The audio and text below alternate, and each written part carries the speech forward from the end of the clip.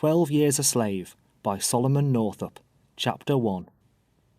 Having been born a freeman, and for more than 30 years enjoyed the blessings of liberty in a free state, and having at the end of that time been kidnapped and sold into slavery, where I remained until happily rescued in the month of January 1853 after a bondage of 12 years, it has been suggested that an account of my life and fortunes would not be uninteresting to the public. Since my return to liberty, I have not failed to perceive the increasing interest throughout the northern states in regard to the subject of slavery.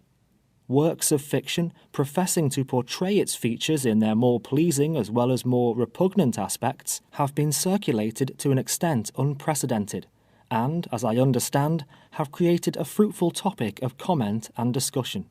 I can speak of slavery only so far as it came under my own observation, only so far as I have known and experienced it in my own person. My object is to give a candid and truthful statement of facts, to repeat the story of my life without exaggeration, leaving it for others to determine whether even the pages of fiction present a picture of more cruel wrong or a severer bondage. As far back as I have been able to ascertain, my ancestors on the paternal side were slaves in Rhode Island. They belonged to a family by the name of Northup, one of whom, removing to the state of New York, settled at Hoosier in Rensselaer County. He brought with him Mintus Northup, my father. On the death of this gentleman, which must have occurred some 50 years ago, my father became free, having been emancipated by a direction in his will. Henry B. Northup, Esquire, of Sandy Hill, a distinguished counsellor at law, and the man to whom, under Providence, I am indebted for my present liberty, and my return to the society of my wife and children, is a relative of the family in which my forefathers were thus held to service, and from which they took the name I bear. To this fact may be attributed the persevering interest he has taken in my behalf. Some time after my father's liberation, he removed to the town of Minerva, Essex County, New York, where I was born in the month of July 1808. How long he remained in the latter place I have not the means of definitely ascertaining. From thence he removed to Granville, Washington County, near a place known as Slyborough, where for some years he laboured on the farm of Clark Northup, also a relative of his old master. From thence he removed to the Olden farm at Moss Street, a short distance north of the village of Sandy Hill, and from thence to the farm now owned by Russell Pratt, situated on the road leading from Fort Edward to Argyle, where he continued to reside until his death, which took place on the 22nd day of November 1829. He left a widow and 2 children, myself and Joseph, an elder brother. The latter is still living in the county of Oswego, near the city of that name. My mother died during the period of my captivity. Though born a slave, and labouring under the disadvantages to which my unfortunate race is subjected, my father was a man respected for his industry and integrity, as many now living, who well remember him, are ready to testify.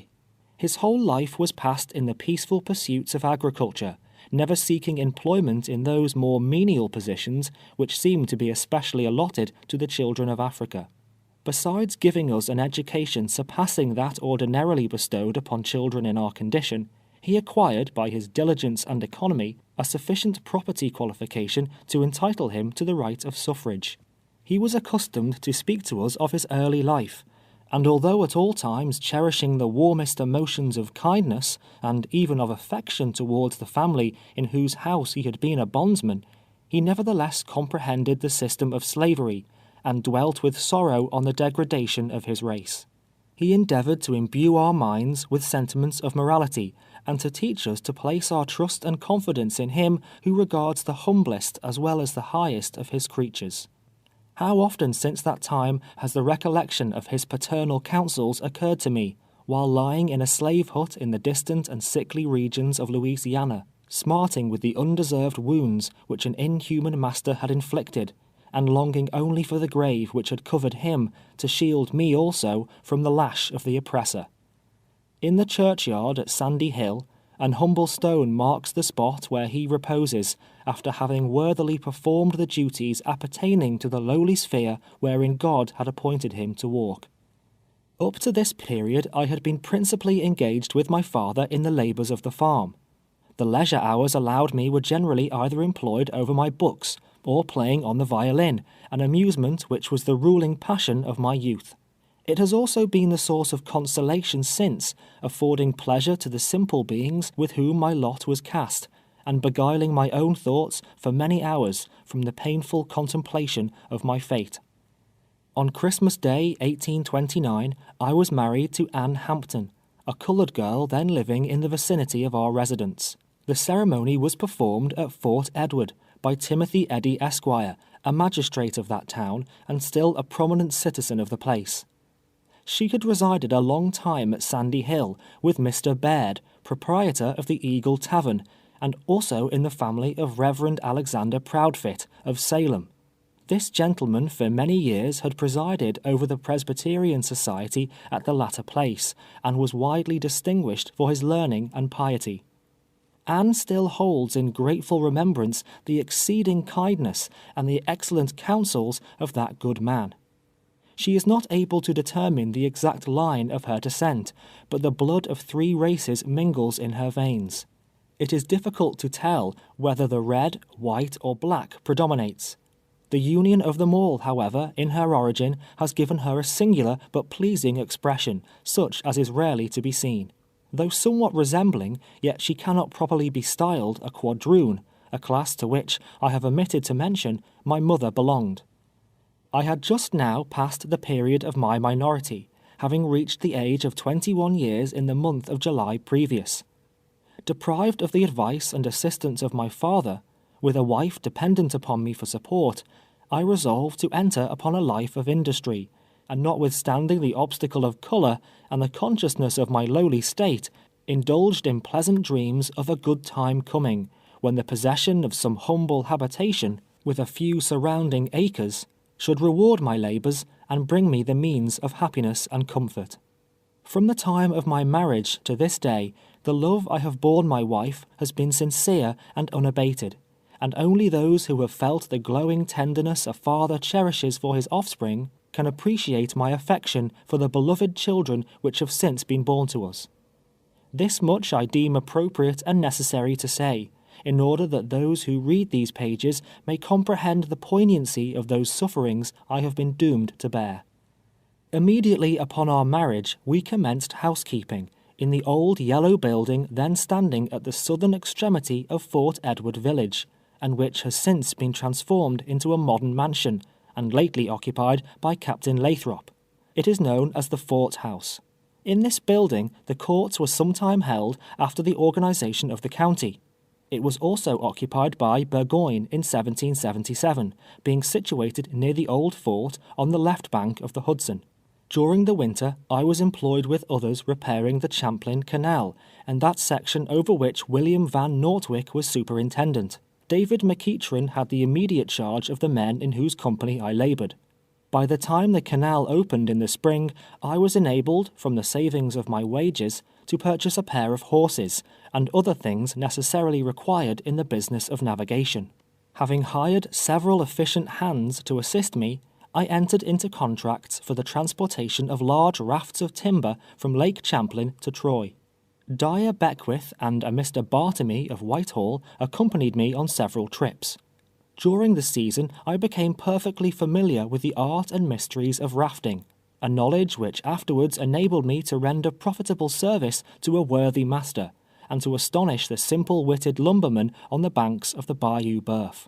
In one of my voyages down Lake Champlain, I was induced to make a visit to Canada.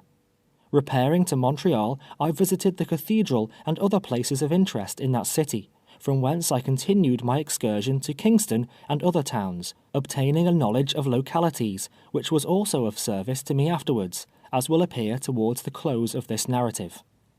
Having completed my contracts on the canal satisfactorily to myself and to my employer, and not wishing to remain idle now that the navigation of the canal was again suspended, I entered into another contract with Medad Gunn to cut a large quantity of wood. In this business I was engaged during the winter of 1831-32. With the return of spring, Anne and myself conceived the project of taking a farm in the neighbourhood. I had been accustomed from earliest youth to agricultural labours, and it was an occupation congenial to my tastes. I accordingly entered into arrangements for a part of the old Oldham farm, on which my father formerly resided. With 1 cow, 1 swine, a yoke of fine oxen I had lately purchased of Lewis Brown, in Hertford, and other personal property and effects, we proceeded to our new home in Kingsbury. That year I planted 25 acres of corn, sowed large fields of oats, and commenced farming upon as large a scale as my utmost means would permit. Anne was diligent about the house affairs, while I toiled laboriously in the field. On this place we continued to reside until 1834. In the winter season I had numerous calls to play on the violin. Wherever the young people assembled to dance, I was almost invariably there. Throughout the surrounding villages my fiddle was notorious. Anne, also, during her long residence at the Eagle Tavern, had become somewhat famous as a cook. During court weeks and on public occasions she was employed at high wages in the kitchen at Sherrill's Coffee House.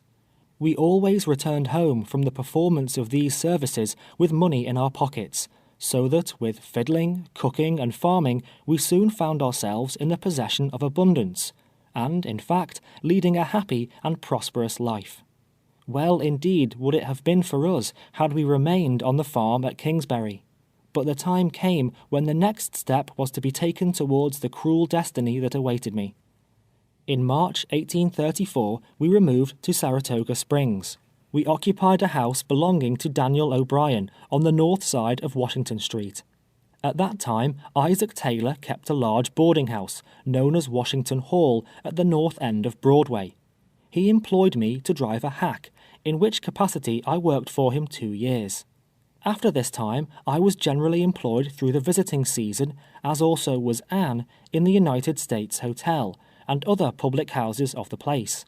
In winter seasons, I relied upon my violin, though during the construction of the Troy and Saratoga Railroad, I performed many hard days' labor upon it. I was in the habit, at Saratoga, of purchasing articles necessary for my family at the stores of Mr. Cephas Parker and Mr. William Perry, gentlemen towards whom, for many acts of kindness, I entertained feelings of strong regard. It was for this reason that, 12 years afterwards, I caused to be directed to them the letter, which is hereafter inserted, and which was the means, in the hands of Mr. Northup, of my fortunate deliverance. While living at the United States Hotel, I frequently met with slaves, who had accompanied their masters from the South. They were always well dressed and well provided for, leading apparently an easy life, with but few of its ordinary troubles to perplex them. Many times they entered into conversation with me on the subject of slavery. Almost uniformly I found they cherished a secret desire for liberty. Some of them expressed the most ardent anxiety to escape, and consulted me on the best method of effecting it. The fear of punishment, however, which they knew was certain to attend their recapture and return, in all cases proved sufficient to deter them from the experiment.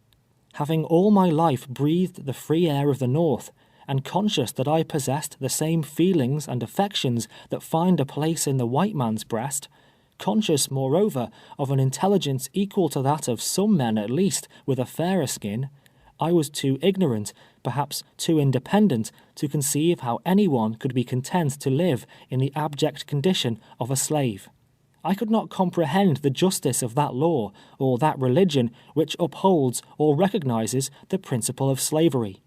And never once, I am proud to say, did I fail to counsel anyone who came to me to watch his opportunity and strike for freedom. I continued to reside at Saratoga until the spring of 1841. The flattering anticipations which, 7 years before, had seduced us from the quiet farmhouse on the east side of the Hudson had not been realized. Though always in comfortable circumstances, we had not prospered. The society and associations at that world-renowned watering place were not calculated to preserve the simple habits of industry and economy to which I had been accustomed, but, on the contrary, to substitute others in their stead, tending to shiftlessness and extravagance. At this time, we were the parents of 3 children, Elizabeth, Margaret, and Alonzo. Elizabeth, the eldest, was in her 10th year. Margaret was 2 years younger, and little Alonzo had just passed his 5th birthday. They filled our house with gladness. Their young voices were music in our ears. Many an airy castle did their mother and myself build for the little innocents. When not at labor, I was always walking with them, clad in their best attire, through the streets and groves of Saratoga. Their presence was my delight, and I clasped them to my bosom with as warm and tender love as if their clouded skins had been as white as snow. Thus far, the history of my life presents nothing whatever unusual, nothing but the common hopes, and loves, and labors of an obscure colored man, making his humble progress in the world. But now I had reached a turning point in my existence, reached the threshold of unutterable wrong, and sorrow, and despair. Now had I approached within the shadow of the cloud, into the thick darkness whereof I was soon to disappear, thenceforward to be hidden from the eyes of all my kindred, and shut out from the sweet light of liberty for many a weary year. End of chapter 1.